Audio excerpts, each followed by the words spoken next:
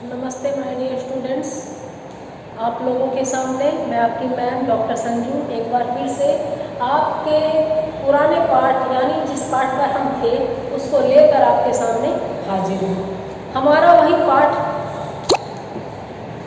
जिसका नाम है साहब को जुकाम है।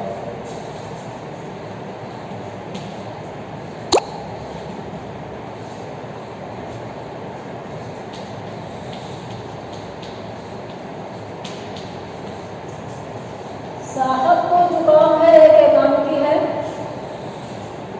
और इसे लिखा है उपेंद्र नाथ अश्क ने। हिंदी नाटक एकांकी और रंगमंच के मूर्धन्य नाम और महत्वपूर्ण गद्यांश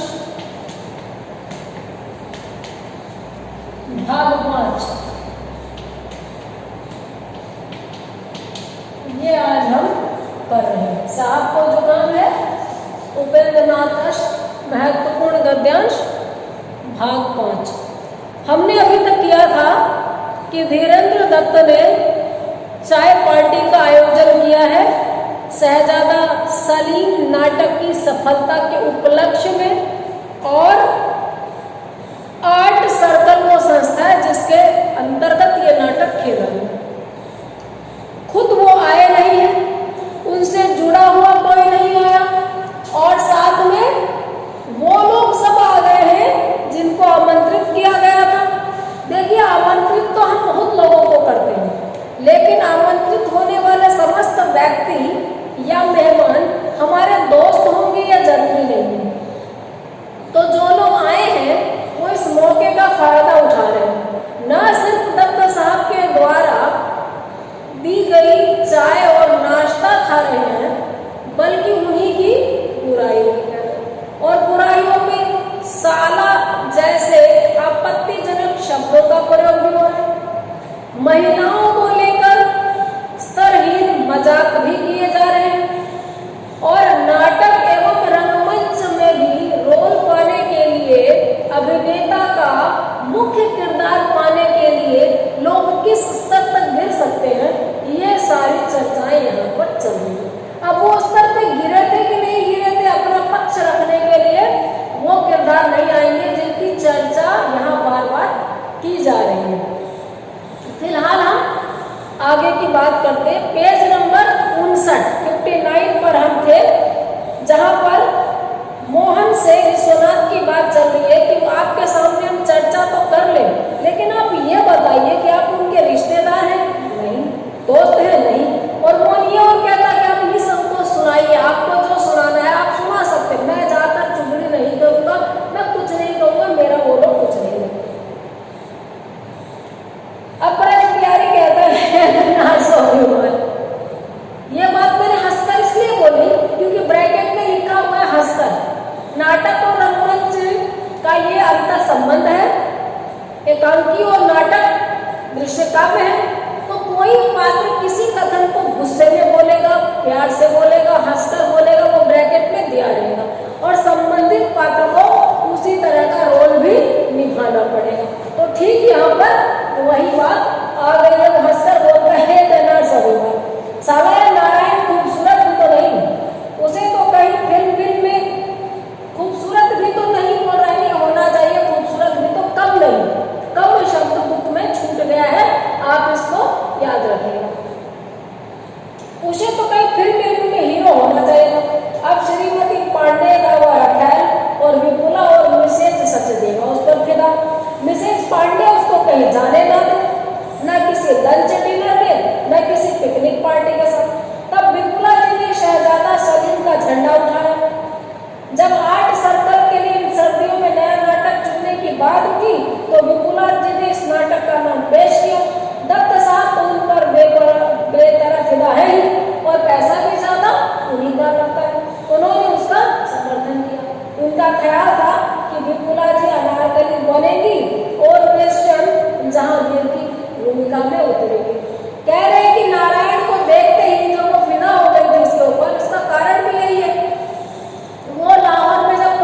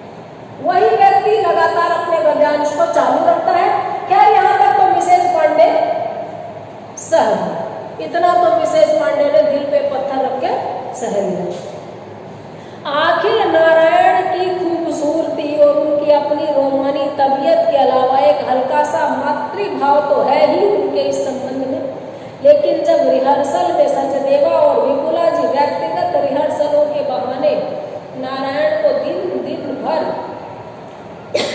अपने साथ रखने लगी तो मिसेज पांडे दांत पीस कर रह गई। आर्ट सर्कल की वे सेक्रेटरी, उसको उठाने बनाने में उन्होंने वर्षों श्रम किया, लेकिन नाटक खत्म होते ही न केवल उन्होंने त्याग पत्र दे दिया बल्कि नारायण से भी दिला दिया। और यही कारण है कि आज मेजबानों का प्रतिनिधित्व दत्त साहब का चपरासी था। मिसेस पांडे वो रोल पाना चाहती थी जो नहीं मिला, लेकिन चूंकि वो भावुक है, प्रेमिकाओं में माँ का दिल भी होता है, तो मैं तो कहूँगी प्रेमियों में भी पिता का दिल होता है, उतनी ही रोक टोक भी करते हैं, उतनी ही देखभाल भी कर सकते हैं। यहाँ पर मिसेस पांडे को एक मातृसुलभ लगाव भी हो गया, उन्होंने अपना माइंड थोड़ा चेंज कर दिया नारायण के प्रति।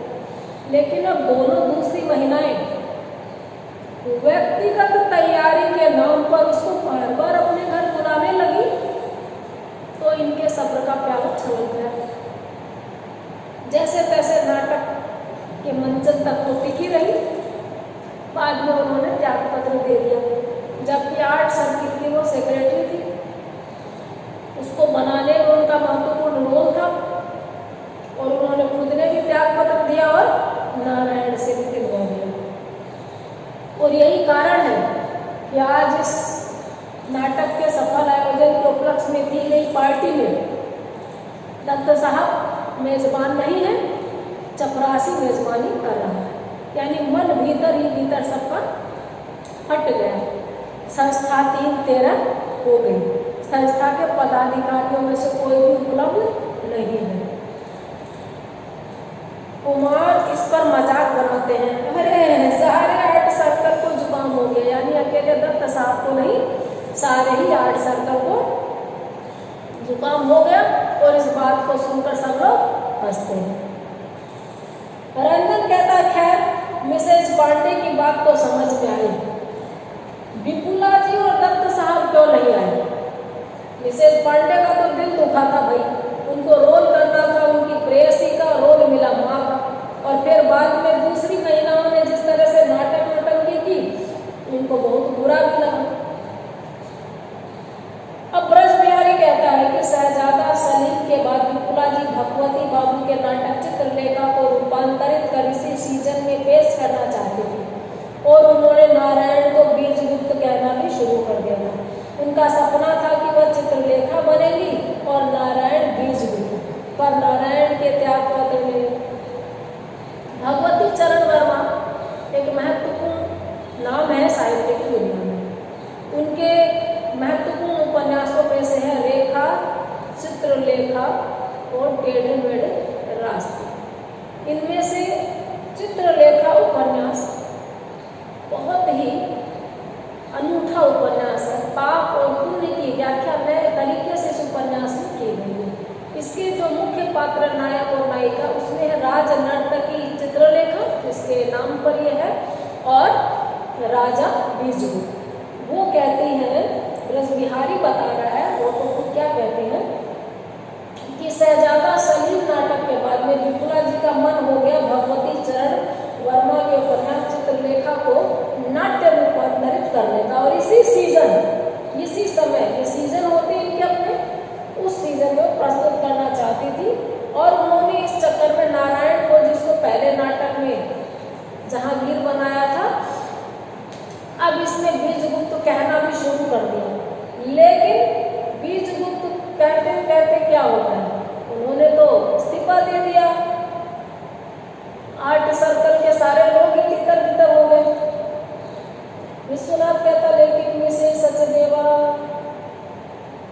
डॉट डॉट डॉट का मतलब बीच में टोक दिया गया, उसका सेंटेंस अधूरा रह गया। ब्रज बिहारी कहता है, उनका ख्याल है कि वह मिसेज पांडे के साथ रहकर पास न सही तो नारायण का दास ही तो पा सकती है। सो मिसेज पांडे के साथ सहानुभूति में उन्होंने आर्ट सर्कल की मेंबरी से त्याग पत्र दे दिया और यो विपुला जी को जुगाम नहीं हुआ, दत्त साहब को। एक और लेडी थी भाई पांडे जी, मैडम पांडे का तो दिल टूट गया, मिसेस सचदेवा क्यों चली गई? उन्होंने पांडे मैडम के साथ में सहानुभूति दिखाते हुए अपने को उस संस्था से अलग कर लिया। और इस तरह से दत्त साहब को भी जुकाम लग गया, बिपुला जी को भी लग गया। जुकाम यहाँ पे मजाक बन चुका है, मस्खरी बन चुका है। कुमार कहता है और उनका प्रतिनिधित्व प्रियंका चपरासी कर रहा है, इसीलिए देखिए मालिकों के बदले चपरासी जो है वो मेजबानी कर रहा है। जोर का ठहाका इस बात पे सब लोग लगाते हैं। कौशल, मैं कहता हूँ ये सारे पांडे, सचदेवा और श्रीवास्तव क्या करते हैं जब उनकी बीवियां, यानी फिर रोक दिया, फिर डोट। कौशल को गुस्सा आता है कि पांडे, सचदेवा, श्रीवास्तव करते क्या जब उनकी बीवियां ये सब काम करती हैं। यानी पत्नियों को मुट्ठी में रखना चाहिए, पतियों को वो जब जो करे उनको मालूम होना चाहिए। ब्रज बिहारी कहता है चलो कॉफी हाउस में चलते हैं, कॉफी के एक गर्म प्याले का ऑर्डर करते हैं और वही बात करते हैं। अब यहाँ से उठते हैं, अब जगह बदल लेनी चाहिए। कॉफी का गरम प्याला पिएंगे, कॉफी हाउस चलते हैं, रेस्टोरेंट चलते हैं। इन कमबख्तों ने तो चाय पिलाई है या गरम शरबत। अब कभी इनको पड़ा हमसे काम तो बताएंगे, चाय मतलब कि पसंद नहीं आई, गर्म पानी पिलाया, गरम शरबत है, हमसे कभी काम पड़ा, हमें कभी बुलाया, तब हम बताएंगे कैसे मेहमान नवाजी होती है। ये कोई तरीका है इस तरह की गंदी चाय? कौशल उठते हैं, अरे अब ये नौबत ही ना आए।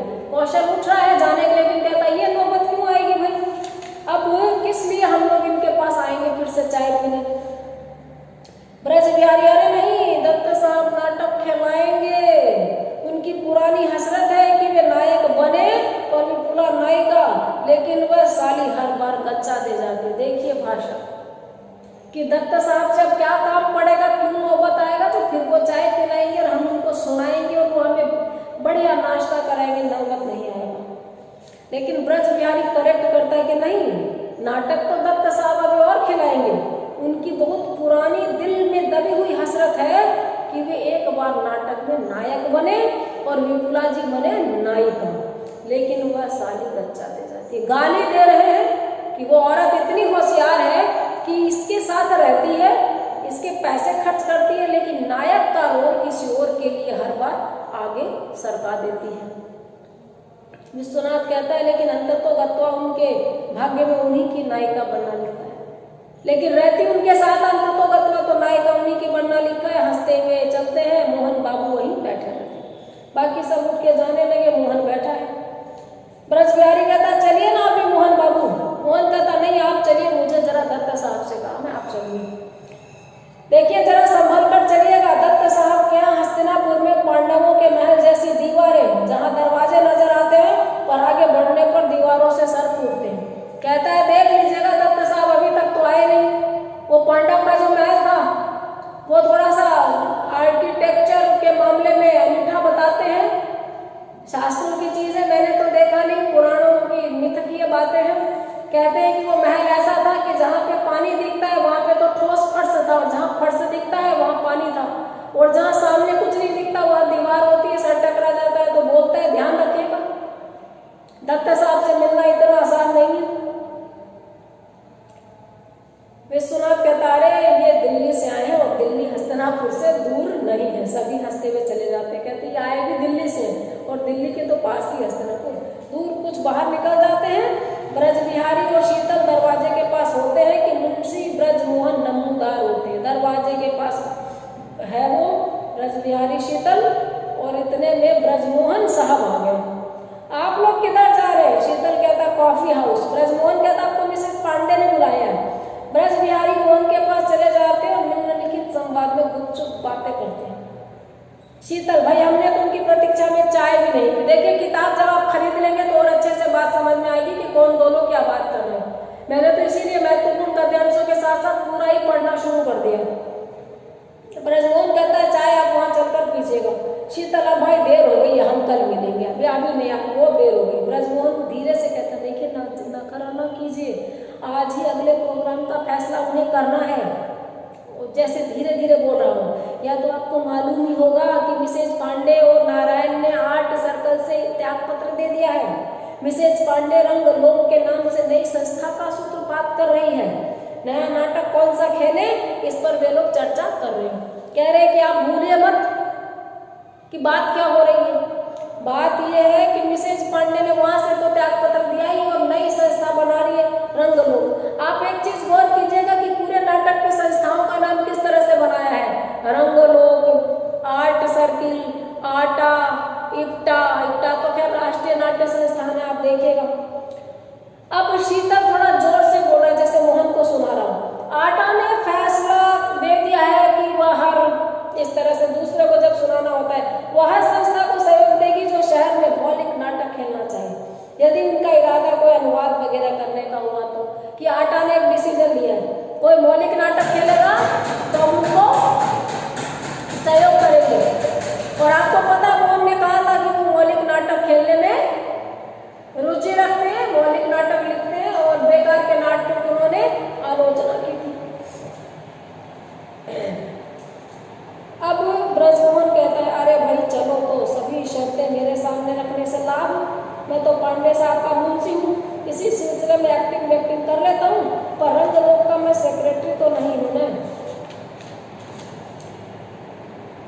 ये कह रहे हैं कि सारे शर्तें सारी बातें मेरे ही सामने थोड़ी कर दोगे, कुछ बातें वहां पर भी कर लेना, मैं उनका सेक्रेटरी नहीं हूँ, मैं तो पांडे साहब का सिर्फ मुंशी हूँ, मिस्टर पांडे का मुंशी हूँ, मिसेज पांडे की इच्छा आपको बता रहा हूँ। एक्टिंग तो मैं कर लेता हूँ, पर मैं रंगलोक का सेक्रेटरी नहीं हूँ, नई बनी संस्था का, करना आप ही को है सब कुछ। थोड़ा सा और इसका गद्यांश बच गया है, एक और वीडियो इसके लिए मुझे बनाना पड़ेगा, और उस वीडियो में चूंकि गद्यांश सब थोड़ा बचा है तो बाकी चीजें हम इसके प्रश्नोत्तर के बारे में डिस्कस कर लेंगे, और इस तरह लास्ट वीडियो बनेगा हमारा नेक्स्ट वीडियो। आज इतना ही, आप लोग सुनते रहिए, मेरे साथ बने रहिए। मैं आप लोगों से फेस टू फेस मिलने के लिए व्यग्र हूँ और उम्मीद करती हूँ बहुत ही जल्दी हम लोग एक दूसरे से मिलेंगे। मुझे इतना आप लोग जो मैसेज कर देते हैं, मैम वीडियो नहीं आया, मैम क्या बात आज आपने वीडियो डालने में देर कर दी, मैं सच बताऊँ मुझे बहुत पॉजिटिव एनर्जी मिलती है। आप सबका इस वीडियो के माध्यम से मैं थैंक्स कर रही हूँ, शुक्रिया अदा कर रही हूँ। बने रहिए, मेरे साथ जुड़े रहिए। Thank you very much, have a nice day.